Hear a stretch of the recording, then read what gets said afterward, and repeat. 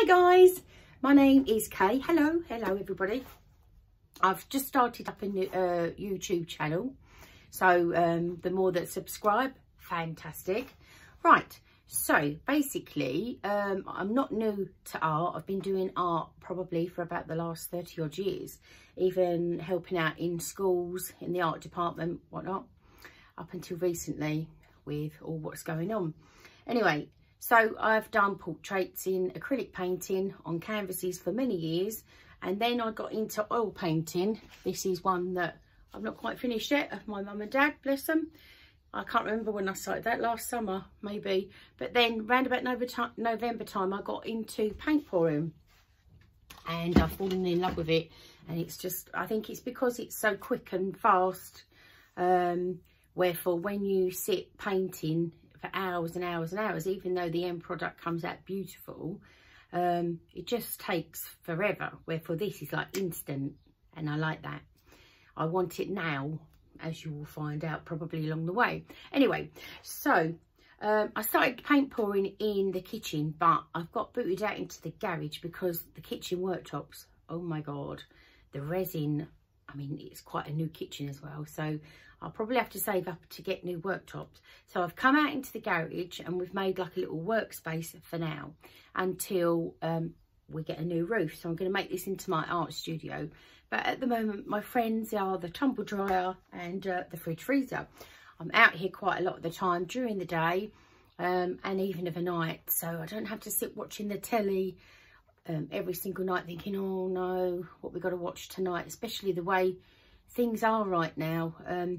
My main profession is I'm a singer, and I have been singing since I was about 17, pubs and clubs and also residential homes. So my very last singing, I got booted out on the 12th of March, a residential home, thinking what's going on, and since then my work's dried up completely, absolutely.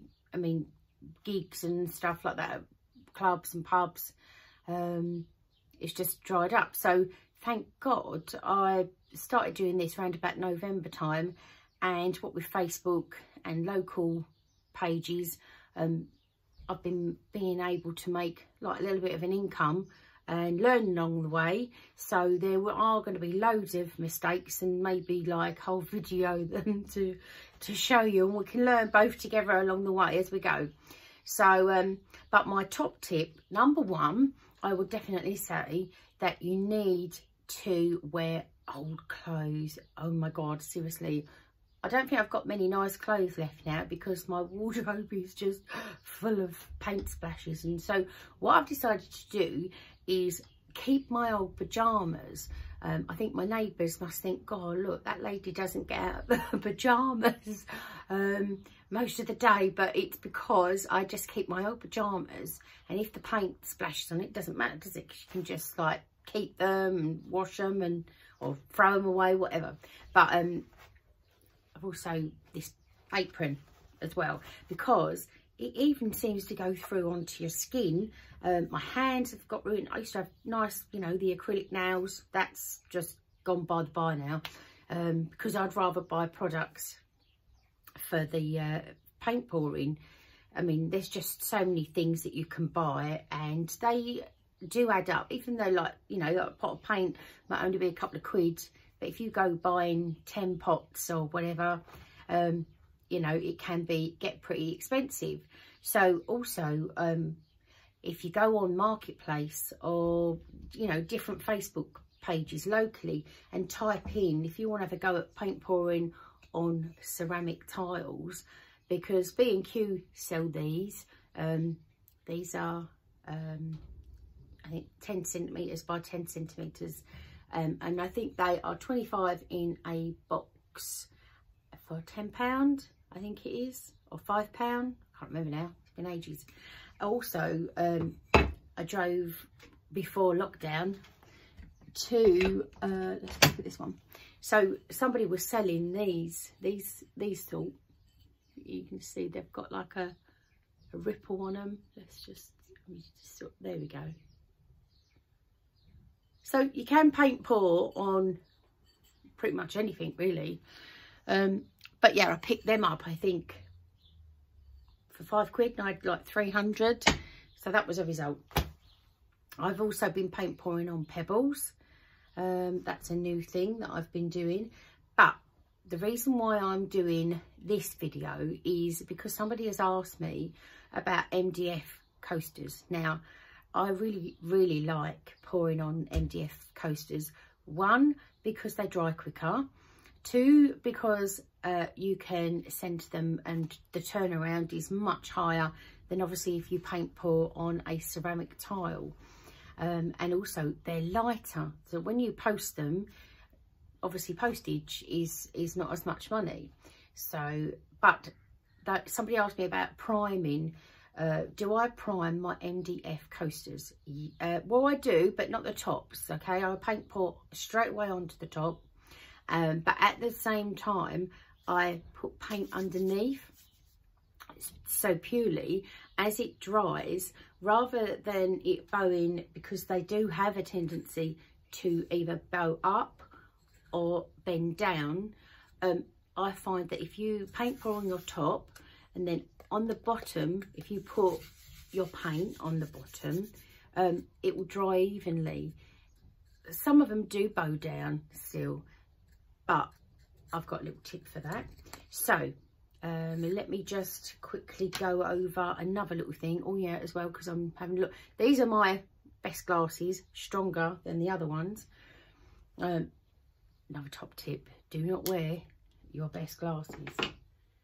I normally put them on afterwards just to make sure that what I've done is right, because these aren't as strong, but I stick these on. These are my old ones, so it doesn't matter if I get paint on these. And also another top tip, it's a must, gloves, a must, because to get acrylic paint off your hands, oh my gosh, is a nightmare. Even how much moisturiser you put on your hands, oh, you know, they do get ruined. So whenever you are paint pouring, that is what I will do. Okay, so also let me just quickly go over the cork. So you can buy, oh, let's do these first. So these come in a box of 50 MDF or plywood coasters. Plywood wood squares, yeah. They're about £10 on Amazon. Also, I buy, I think they come in a box of 80. So these are 2mm thick, already cork squares with the adhesive back.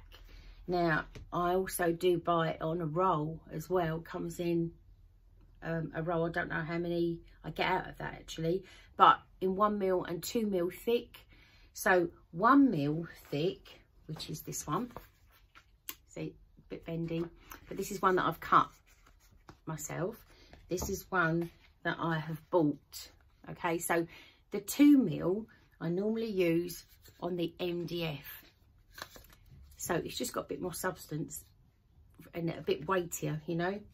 People think that they're getting more for their money. I don't know, some people might feel, you know, being on a tile, they're getting more for their money because it's heavier, whatever. So I normally use the 2mm for the MDF, and then when I'm doing it on tile, I use the 1mm that I cut myself, and then that will fit on the underside like sort of that. All my tiles, whether they're MDF or not, I always tape, just using this, just use this tape to tape them up, just, and leave a little square in the bottom. Okay, so that's that. Right, now then, so let's just go on to this bit. I'm going to flip it round to show you if I can do this. These are, ooh, is that it? Yeah, I think that will do. Let's see. Okay, so these are the MDF coasters. Okay, so I've already written on the side. So when before I do anything, I plop them down. So look, you can see that side is wibbly wobbling already. Okay, so I turn them over and I'll see where I think that they sort of lay flat. So you can see some of this surface is not flat, but you can see, right, so I would say, even though that is, well, it is wibbly wobbling, isn't it? Let's just click it round. Let's see. So this is what I do with mine. Before I even paint pour, I just find a place that the coaster, I think, lays flatter. This one's really already got, you know, a bow in it. I think that's probably the best. The best way is this. Okay, so I would say that that is the place to pour. So I'm gonna make this my top, and this is going to be the bottom. I'm going to scrap that bit. So this is going to be my top area. Okay, let's just plop that back a bit. Is that better? Probably not. Right, yes, so this is my top. Okay, so I'll just get a pencil and I'm going to lay that flat. So I'm going to paint pour on that. So I'm going to put that there. Now then, this one, it's quite flat. It's nice and flat. So I'll spin it round, flip it over. So I've already marked this because this one is still a bit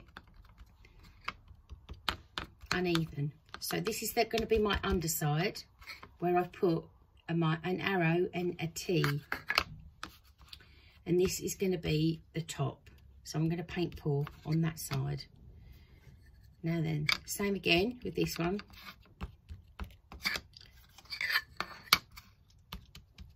Okay, so this one is a bit wibbly wobbly. I think it's because this green mat, it's got so much gunk on it that they don't lay flat. Now then, this is going to be my top side, and this is going to be my underside. So I've marked it with a T and an arrow for the top. Okay, so those three will be ready to paint pour on. I've just got a mask tape around the outside. So when I do the paint pouring, here's some that I've paint poured 2 days ago. These are lovely. These are my rainbow coasters that somebody's asked me to do. Can you see them? Let me just flip that like that a bit. Can you see them now? I think so. Yeah. There. Is that all right? I think I need to get to grips with this. That'll have to do for now. Okay, so these ones, somebody asked me, oh, could I do a paint pour on a rainbow for 50th golden? So I've just bought the stickers because I thought I'm not going to do it freehand. And then underneath, you'll see, so the tape is there and then the paint is here. So when it's wet, when I've got my paints, I just, for my base paint, I just slap a bit on. Or if there's a bit of paint in the tray, I'll just slap it on like that underneath so that both sides are wet, so that it pulls and dries at the same time, both sides, so that hopefully your coaster will dry flat rather than bowing up or bowing down. Now I use these little shot glasses and I plop them, once they've been paint poured, I plop them on the top like that. Literally, for that first day, obviously cover them over because you don't want anything trapping in the paint because that will ruin it. And then the next day, I take the cover off, and what I will do is I take the shot glass away and I lay them flat so that the next day they can dry. Another day of drying flat, so they're still pulling out, and they'll lay flat. If you do get some that bow downwards, it's better that they bow down a little bit rather than bowing up. So then when you put your torque back on, they will lay nice and flat, because they'll rather bow downwards than bowing up. These haven't been resined yet, but I will be resining them. So when I paint pour, I sprinkle some iridescent, if you can see, look, I've got iridescent glitter in there. Some people don't want glitter, but I'm a bit of a glitter freak. I love it. So yeah, so that will do for my video. I think I've been on chatting long enough. These have come out lovely. I've put these, I think this one, I put this one in, this one I quite liked. Put it in for the challenge, the rainbow challenge. So we'll see whether how I've done with that one. But yeah, so all of them, just mask up, paint in the middle, so, and paint pour on the top, so that when it dries, it pulls out and it will dry nice and flat. If you've got any questions, you can message me. Please subscribe and join my Facebook page, Crazy K Art. Until the next time, flip it back up. Take care, stay safe everybody. All right, bye bye.